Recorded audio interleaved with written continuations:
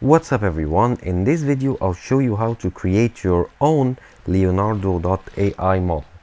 So here I have the Leonardo AI page opened on my browser on my computer, and you want to go to the training and datasets option here on the left, click on it, and here you want to click on new dataset or create a new dataset. So I'll click on it.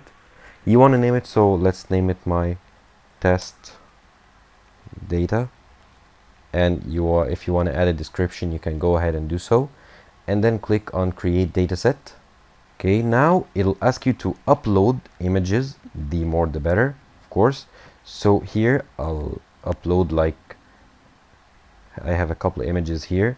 They are not related, but just to show you the way, and I'll just drag them and drop them here. And once the images are generated, of course you will need to use some images that you created with the same style and so on to train a model. However, I just uploaded some random images just to show you the way. And then once the images are uploaded, you want to click on train model, and here you'll enter some details. So the model name, let's name it test model, and you can add a description, so if you want to do so, just add it here.